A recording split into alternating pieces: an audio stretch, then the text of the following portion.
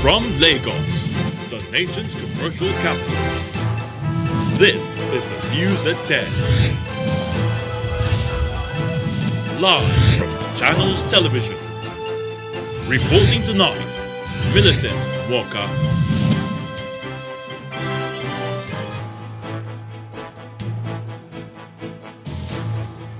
Hello and welcome. Federal High Court jails former People's Democratic Party spokesman Olisa Metu for 7 years after convicting him on 7 counts of fraud and money laundering. Inspector General of Police scrapped zonal intervention squads across the country following death of footballer Kazim Tiamiu, allegedly caused by the police. Asset Management Corporation of Nigeria takes over the Abuja residence and company of President Buhari's former ally, Gbajabiamila, over debts amounting to 900 million naira. And Iran's Deputy Health Minister, Iraj Harichi, and a member of parliament both test positive for the new coronavirus. Plus, we have business, sports, and news from Abuja, the FCT, and later, international news from our London studios.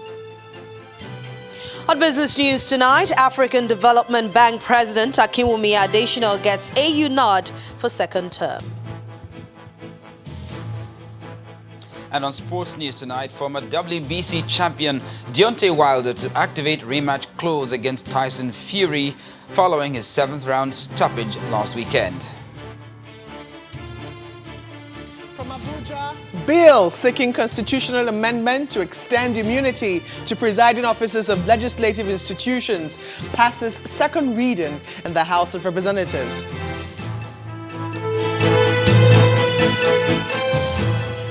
A federal high court in Abuja today sentenced a former National Publicity Secretary of the People's Democratic Party, PDP, Mr. Olisa Metu, to 7 years in prison.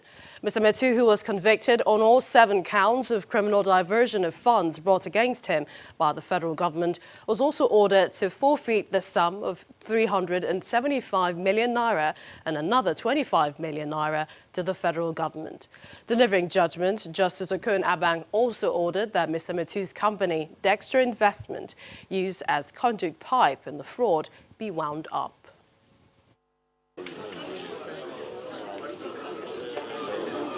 In the judgment that lasted over 4 hours, Justice Abang sentenced Mr. Metu to 7 years in count 1, 7 years in count 2, 5 years in count 3, 7 years in count 4, 3 years in count 5, 3 years in count 6, and 7 years in count 7.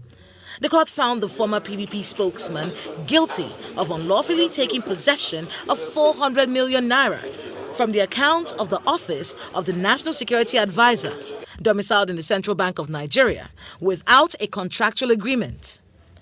Justice Abang held that the money being proceeds of unlawful activity of the former National Security Advisor, Colonel Sambu Dasuki, retired, was expended recklessly to fund the campaign of the People's Democratic Party during the 2015 general elections. Lawyers to Mr. Metu and Dexter Investment disagree with the judgment of the court, and they promise to appeal the judgment. For me, this is a good example of a bad judgment. And we have our appeal in our hands. I still have confidence in the law court, and we are heading upstairs to the 3 wise men to know whether he is right or wrong. Why we are disappointed with the judgment is that we thought that our defenses shall be put through during the judgment. But incidentally, the consideration was vested in the evidence of the prosecution. The judge also agreed with the prosecutor that Mr. Metu ought to have reasonably known that the 400 million naira was a proceed of fraud because there was no contractual agreement to justify the release of the money to him. Today's judgment is a welcome development. It's a culmination of a trial that spanned 4 good years. Although the sentences are to run concurrently, Justice Abang berates Mr. Metu for giving 25 million naira to Abba Dabo for media advocacy on the 2015 election, 21.7 million naira to the late Chief Tony Aneni, 5 million naira to Mrs. Kema Chikwe, a former aviation minister, 31.5 million naira to Richard Iwedioha, 50 million naira to his wife, Kanayo Olisa Metu, and another 200 million naira to Daniel Ford International. The court also found him guilty of the concealment of $2 million in cash, money whose origin has not been established throughout the 4-year trial. More on law enforcement. Days after a Remo Stars Football Club player was killed after being allegedly pushed out of a moving police vehicle, the Inspector General of Police has ordered the immediate disbandment of the 12 zonal intervention squads across the country. This was announced by the Deputy Inspector General of Police in charge of Southwest Nigeria, who explained that the decision is part of ongoing reforms aimed at repositioning the police. The police DIG joined the Ogun State Governor, Gbajabiamila, on a condolence visit to the footballer's family. A few sympathizers looking on in disbelief.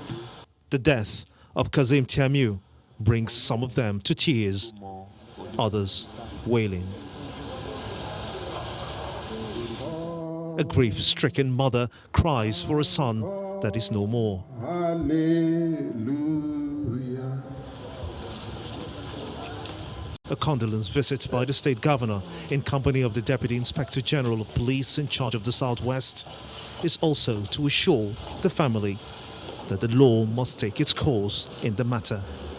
Please accept our deepest condolences. This incident has caused all of us a lot of pain. It is highly regrettable and it is most unfortunate. I want to assure you that since this event unfolded, since it happened on Saturday, we have left no stone unturned to investigate the root cause of this problem. Conveying the message of the Inspector General of Police, the DIG appeals for understanding and cooperation of family members, as well as residents, in the course of investigation. The Zonal Intervention Squad is also history across the country. The death of your son has even played in getting some of our zonal offices reorganized. Our concern now is justice for the disease. How do we get it? If we don't have adequate information as to what actually happened, we will not be able to get justice for the disease, and that he will not forgive us wherever he is. Shortly after departing the Tiamiu family residence, the governor led members of the team to the palace of the Akaribo, the paramount ruler of Remoland, Babatunde Ajayi, who requests for more officers to tackle the security challenge in the area. I can assure you that those boys that perpetrated they are not really Shagamu indigents. They are hoodlums. It can't happen. We understand our laws and we will grieve, and I'm sure that justice will be served. For now, the expectation is that the police investigation, among other findings, should establish whether or not the claims of the officers that Tiamiu was avoiding arrest before being knocked down by a car are valid. Meanwhile, the Speaker of the House of Representatives is warning that lawmakers will no longer tolerate extrajudicial killings, harassment, intimidation, and other forms of violence unleashed on innocent citizens by some men of the Nigeria police. In a statement, Mr. Gbajabiamila described as regrettable a situation in which the police, who are saddled with the constitutional responsibility of protecting the lives and property of the citizens, turn against them. In the words of the Speaker, it is unfortunate and entirely unacceptable that the relationship between the police and many of these communities is now defined by fear, mutual antagonism, and an absolute loss of faith in the ability of the police to protect and to serve. He condemned the killing of the footballer Kazim Tiamiu in Shagam, allegedly by the police, and their harsh response to yesterday's protest by some of the residents. He vowed that the House will no longer accept this, as lawmakers have the responsibility to speak for the citizens. Still talking security, a lawmaker from Borno State, Ahmadu Jaha, has threatened to resign over the security situation in the northeast. He accuses the military of creating super camps to protect themselves while exposing innocent citizens to Boko Haram attacks. According to Mr. Jaha, the soldiers simply wait in the super camps to repel the attacks of the insurgents instead of taking the battle to them. He was reacting to the Boko Haram attack on Garkida community in Adamawa State. I raised an issue of supercam on the floor of this house, that soldiers created supercam deliberately to shield themselves against Boko Haram insurgents and other related attacks, thereby exposing innocent citizens to various forms of attack in the country. I said it, they remain in the same location, round themselves with a ditch or a trench, waiting for Boko Haram to come so that they can repel them. For how long shall we be repelling attack in this country? Mr. Speaker, honorable colleagues, if care is not taken, some of us can even resign on this hollow chamber, because I will not be comfortable. While I represent my people, they voted for me under duress, I can say. Duress in the sense that Boko Haram will be sending messages that they will attack polling station. But these people took the horns by it, took the bull by its horns and voted for us to be here. So I see no reason why I should be comfortable here while my constituents are dying, my constituents are being wasted away by insurgents that are more or less avoidable. More stories now. Barely a week after the Emir of Kano, Muhammadu Sanusi II, expressed concerns about the plight of the Almajiri children in the north, one of the governors in the region is taking firm action to address the menace. The Kano State Governor, Abdullahi Ganduje, has ordered the immediate arrest of all pupils of the traditional Quranic schools, better known as Almajiris, who are found begging on the streets. The move is part of the state government's enforcement of the integration of Sangaya Quranic schools into the compulsory basic education program.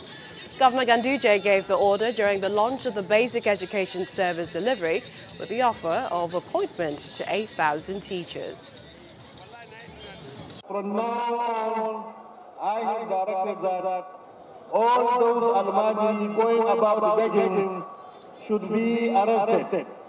They should be arrested so that we take their parents or guardians to the court of law. Begging in Kano State is banned, is no more tolerated. All school children, all school-age children must be in school. We have made arrangements for the Almajiris to be integrated in our schools, either to be enrolled in our normal schools or we send teachers for the integration system.